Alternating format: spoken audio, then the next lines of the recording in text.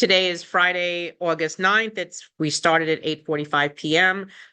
We wanted to make an announcement that we are asking you to not use Venmo to make a donation, as we are having issues with Venmo. Please use the other options to make your donations. Our fundraising is coming along quite well. Thank you for all of your donations. We do appreciate that. And nothing has changed in the court cases. There's no additional dates for court. We have kept you up to date on that. Please register for our newsletter. Go to our website, nycretirees.org, and sign up for our newsletter. Why? Because we do need to be able to get in touch with you to let you know of special dates. We planned a few things, and actually September and October are some busy months for us. In October, we have 2 court dates. I asked you to put those on your calendar. That was October 15th and October 17th. No, Sandra, there is no news on the appeal of the copays. Remember, we did not lose the copay case. The copay case has not been argued. The only thing that happened with the copay case is that the judge lifted the injunction allowing the city to charge them come January for the next year because they changed the contract. The copay case was always a breach of contract case. The rest of the case about them even being able to charge them hasn't been argued yet. So if you're listening to someone say that we lost the copay case, we didn't lose the case. It hasn't even been argued yet. We lost the injunction on it, but that really isn't a loss. It was lifted. So think about it that way. It's a restraining order that stops everything. And when all of those bad situations contractually, legally were corrected, it allowed the city to be able to charge them again. But then the rest of the case still has to be argued, and the judge has to determine, are we still subject to them? Right now, the only thing that changes is they lift the restraining order, and that allows the city to be able to charge them come 2025. Renee, I'm smoldering in East Bay, California. It's 106. I am sorry. Turn on your air conditioning. You're welcome, Patricia. Please give us the website again. Deborah, it's NYC, as in New York City, nycretirees.org. I'm not clear on the changing of the contract. Is that legal? Shouldn't the contract? No. So when you talk about contracts and their vendor contracts can change at any time. Your contracts of agreements of which you've retired under, meaning your labor agreements, those can't change because you could no longer collectively bargain those. The healthcare is one of those things. It's a product that's given to you, and the contract isn't between you and the insurance company. You are a third-party beneficiary. That contract is between the city and the insurance company. Okay, that's what makes the difference.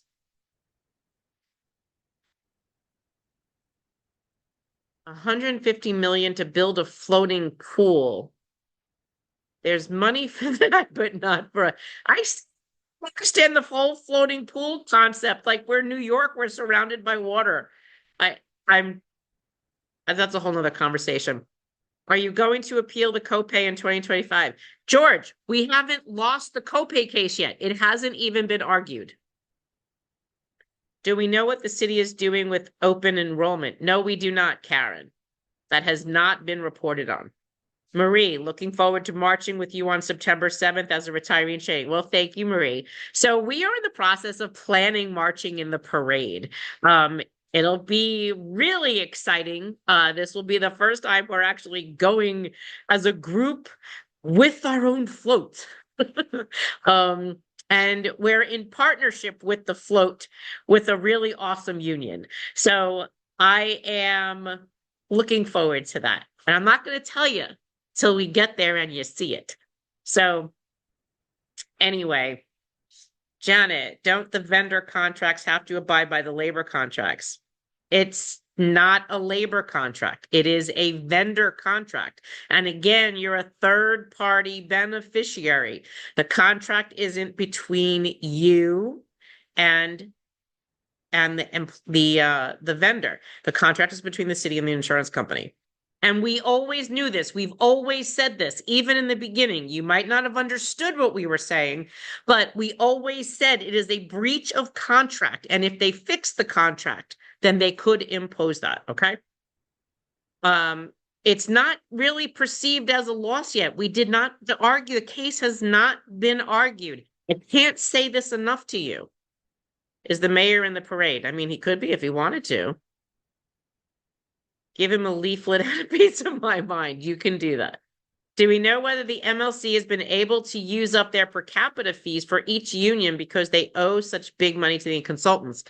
So, Ellen, not only do they owe big money to the consultants, they owe about $750,000 to their to Siegel Consulting for Health.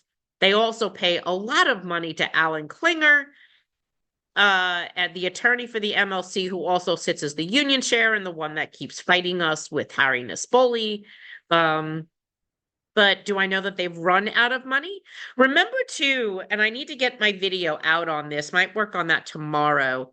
The MLC was created as an administrative body. It has no collective bargaining power. It can operate like a coalition, but it's not mandatory. However, the unions that are in the MLC don't even realize that they're allowed to leave the MLC. They also don't recognize, too, that what happens there, even if they choose not to be bound by that decision, that they still have their own collective bargaining certificate and are required to bargain with the city on that subject. So I'm not sure how much you know about collective bargaining, and I'm going to try to get that small video that I recorded a couple weeks ago, finished editing and get it up, but it explains what the MLC was founded for. And it wasn't to negotiate collective bargaining agreements. It was basically to create the Office of Collective Bargaining, which would help with negotiations, which would help mitigate disputes, improper practices, grievances, things like that.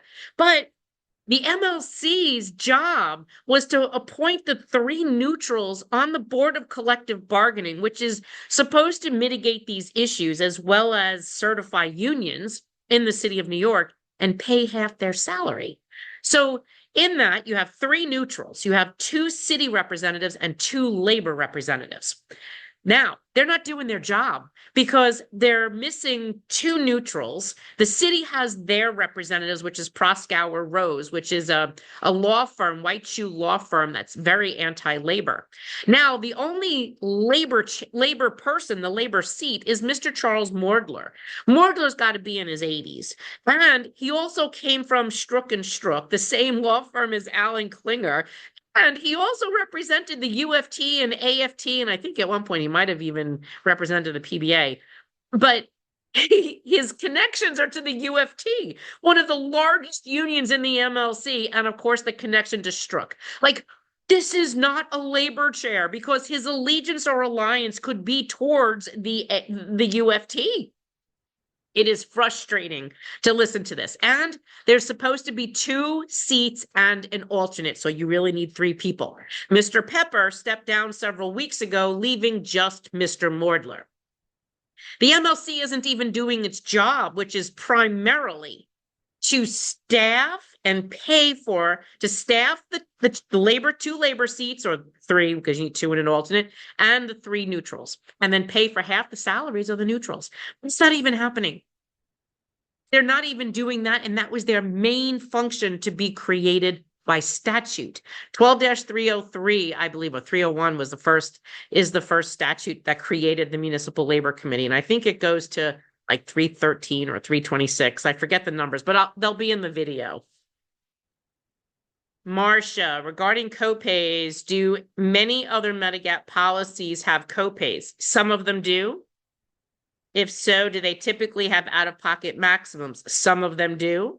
I'm wondering if the newly written senior care contract is a highly unusual Medigap policy. I don't think it is. There are Medigaps with copays. There are different lettered plans that you'll find on the marketplace. Some have more copays, no deductibles. Some have less copays. It all depends on the plan, and they're like multiple letters, like A, B, C, D, E, F, G. If the copay starts in 2025, will it be $15 and can it be more? It will start at 15. There's no ending to the contract. And yes, they can raise it higher, which is why we all really need to start making campaigns towards our union leaders to let them know that they're basically found a back door to try to strangle retirees again. My niece was processed for a teaching position this week. She's paying for her health care benefits. Joanne, I am not familiar why she would be paying. Why is she paying for health care? She needs to contact OLR and ask that question.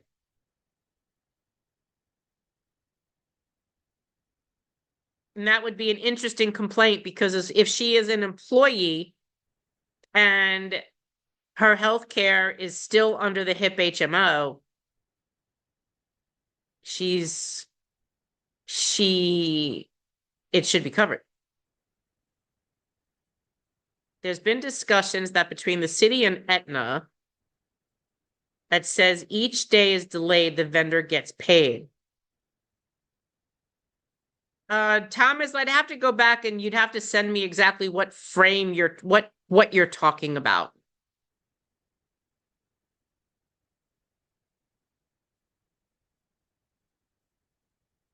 If the city asked Emblem to charge copays, wasn't that a way to get around the court case and impose pain on the retirees? The city and the MLC negotiated that and told Emblem to implement them. That's what came out in court. We believe it to be an end run, but it's up to the judge to make that determination, which hasn't been made yet. Wasn't that Randy Weingarten in that law firm? Yes, it was, Namie. And she also had to disassociate herself because of conflict of interest. I don't think she had to disassociate herself. She left the law firm to join the United Federation of Teachers. She used to be the assistant to Sandra Feldman. And then Sandra was leaving and she appointed Randy. Well, thank you, Renee. I would just really like to go back into retirement and concentrate on me again.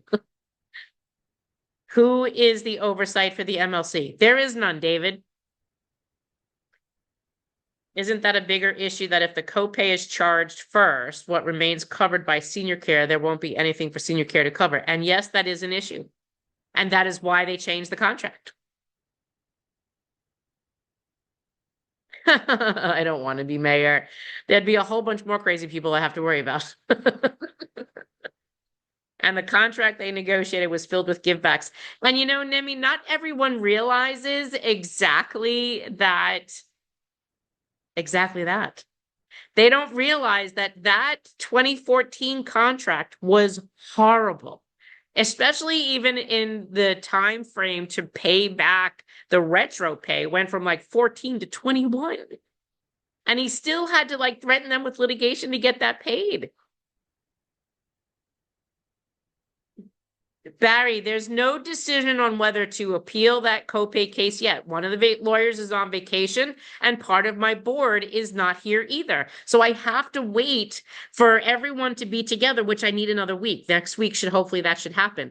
But we still have an opportunity to file any appeal. Remember, it's July. People aren't always around. Is Council Member Gennaro going to contribute to our legal fund per my suggestion? You know, Joe, you're the second person to ask me that today, and I will check and see if he's made a donation, and I'll let you know.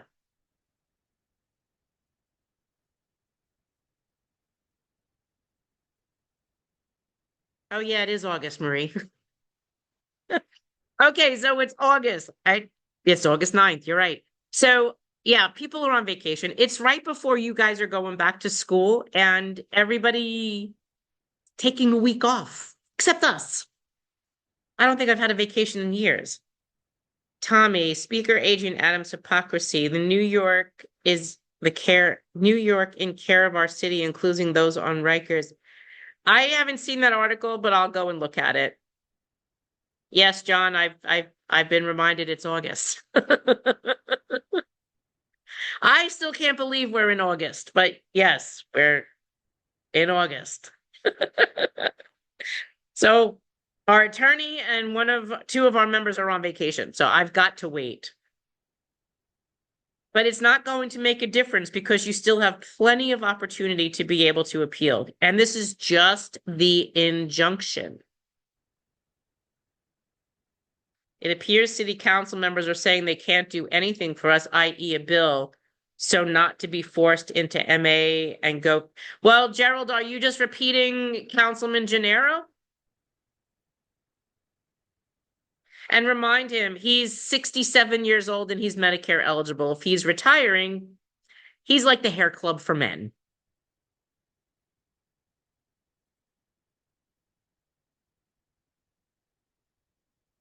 Nice to see you too, Sherry. So please make sure you register for our emails.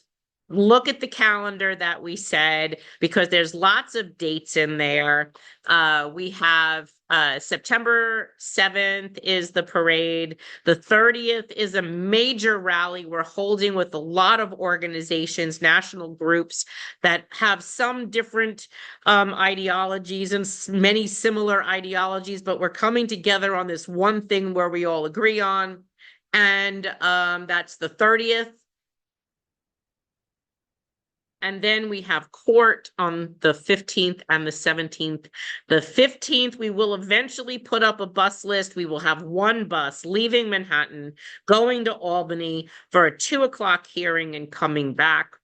Once that's settled, we will put that up on our Facebook page and email that out to you. We're going to take one bus and one bus only, so 58 or 60 people. And then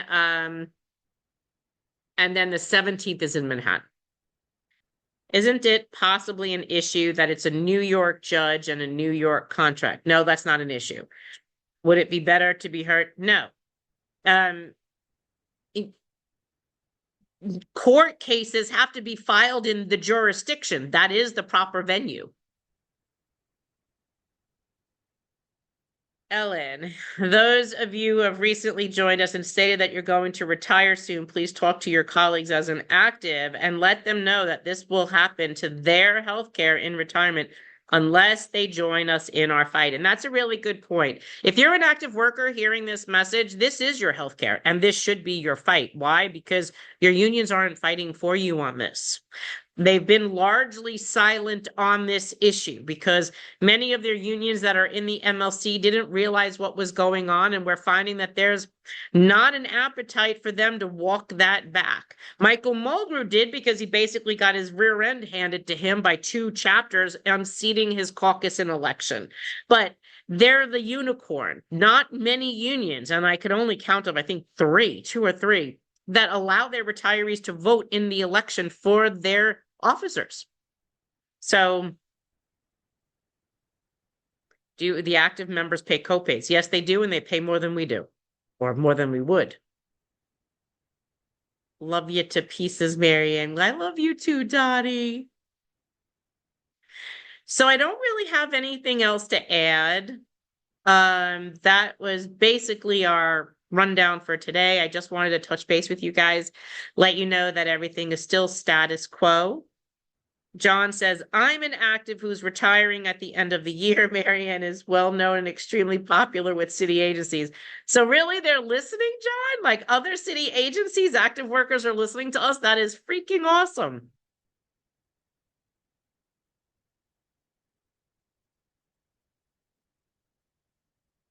Robert, I'm not an active member and I haven't been for a long time, so I can't tell you how much they pay, but I do know that they pay a lot more. They pay a lot more in doctor visits. They have prior authorizations in their plans, and this was because the MLC negotiated that. So the MLC, the 2 largest unions in the city, convincing the other unions at times to add copays and narrow networks and put prior authorizations in healthcare for savings. They've been doing this. I can track it back to the first time till about 2004 under Randy Weingarten. And at the time, the DC 37 rep was Lillian Roberts. But what happened in 14 and 18, I have never seen anything like that before. That to me is historic, that a union actually sold off healthcare and negotiated a contract on the backs of other unions to fund their collective bargaining agreement. I have never seen that. And I've never actually heard that it would happen in labor. It's just always the first time. What's the deal with Gennaro? He's my councilman person. Serena Mia, I said it before. Councilman Gennaro is dumb as a box of rocks. There's really no other way to say this. He is an arrogant person. He insists that he's correct and he is not. He was on an environmental infrastructure committee when back in 2001, and you saw that post I made on his page. He was on an environmental impact group. He had nothing to do with retirees. He had nothing to do with healthcare.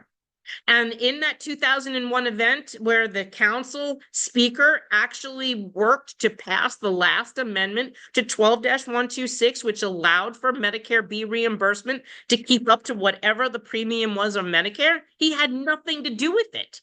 And he says that Mayor Giuliani filed litigation or and after Bloomberg came in. No. That didn't happen. There was no successful litigation of anything, and they had plenty of time to litigate it. They didn't. And that was because what would have happened like today, where we've now sued the city 3 times, and the mayor has lost 9 different parts of those cases. He's not won a case yet.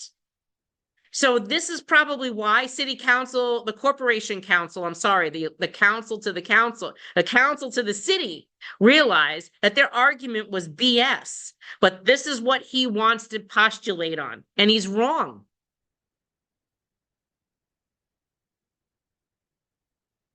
Lisa, in 2017, I paid $150 per paycheck for the coverage of my choice.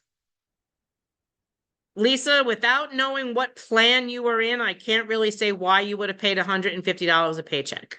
So I don't know what your situation was for why you were paying for it. You weren't paying for, I can't even tell you what you were paying for. I was also on the job and never paid premium for healthcare. So you would not be paying premium for healthcare unless you chose one of the more expensive plans.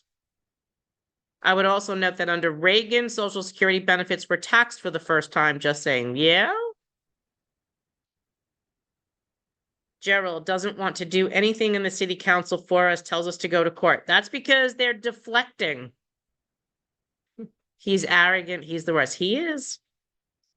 Marie, can't stop thanking you for all the moderators and all the board members. Make sure you do thank your moderators and your board members because they are up early. They are working the board and answering your questions.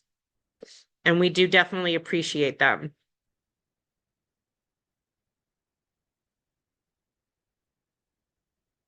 Looking to change active teacher healthcare coverage to, and the UFT is looking to change active healthcare coverage for the teachers to an HMO with no option to change to a PPO after 2 years. They currently have to keep when they start. They should watch the next contract that's coming. Nimi, so let me tell you something. I have not heard that yet, so I'm interested if you could private message me to tell me what you're hearing about that. I will tell you that like 3 years ago, the MLC actually negotiated that new hires, their first year would have to be in HIP HMO.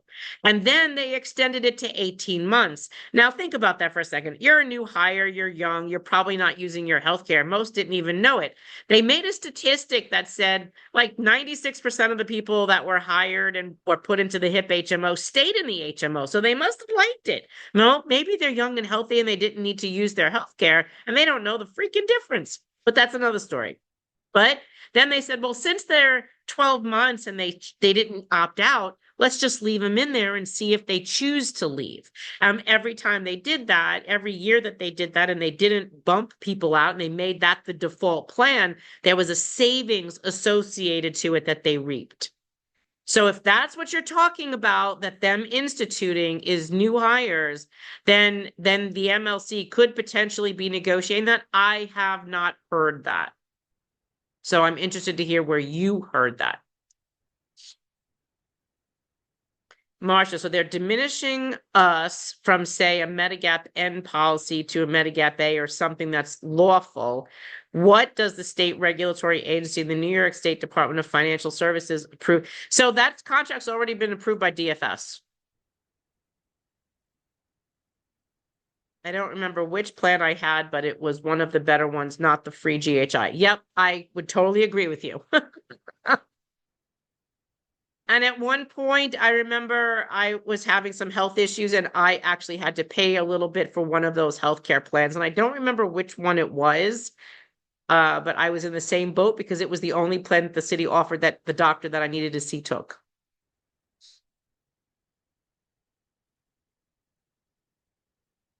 Thank you, Linda.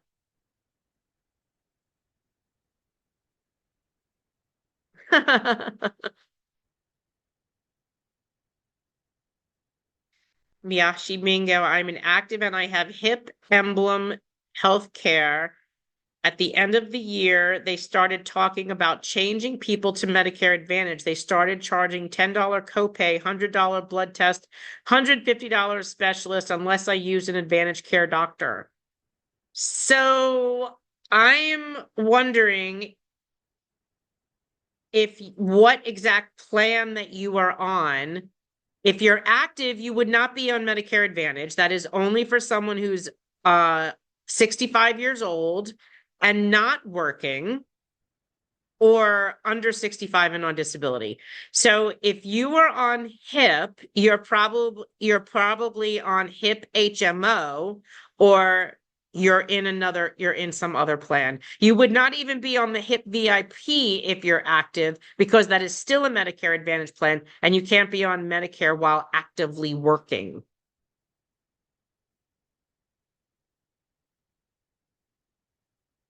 My son is DSNY and yes, he pays copay. So did I as NYCD. But once I was on Medicare, the copay stopped. Yeah, because you went into Medicare. They are on the active plan. The unions negotiated those copays. Thank you for all you do. Go rest and take time for yourself. Good night. Thank you, Tani. HIP HMO. So yep, you were on the HMO then. And yes, they offered you either no copay if you used their in-network doctors. I think they called them APNYs. And if you didn't, you wanted to see any doctor or another doctor that wasn't in the specialty network, then you paid a little bit more.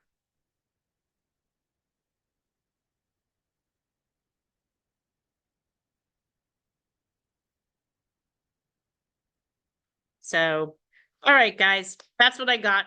I'm going to call it a night and thank you for everything that you guys do. Stay in touch, like I said, with the newsletter. I want you to make sure that you put those dates on your calendar. Make sure that if you're not registered for our emails, you register for our emails, nycretirees.org, okay? It is really important that we are able to connect.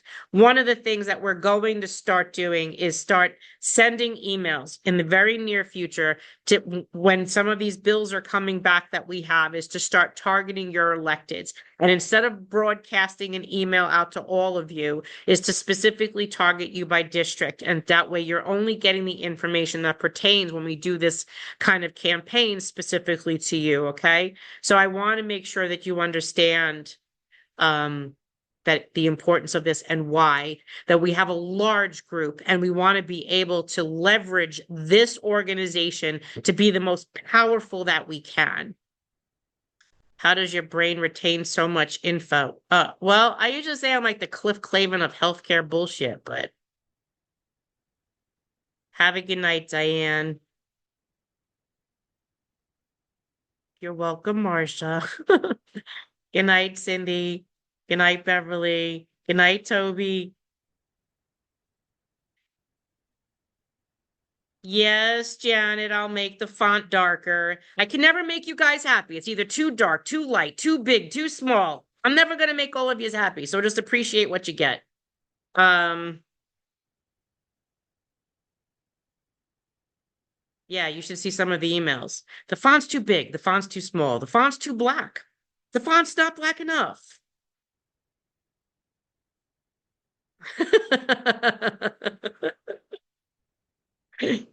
All right, guys. I love you. I'm going to sleep. My phone's dying anyway, but I would like to go to bed. So have a great weekend. Remember those dates, put them on your calendar, September 7th, September 30th, October 15th, and October 17th. Those right now are the important dates. I want you to block off on your calendar so that you're available for us for these events that we're doing. And as we get a little bit closer, we will put up a sign-up sheet for all of them to participate in. On that note, have a good weekend. Get away from your computers, get some fresh air, stay cool, and I'll see you Monday. Ciao.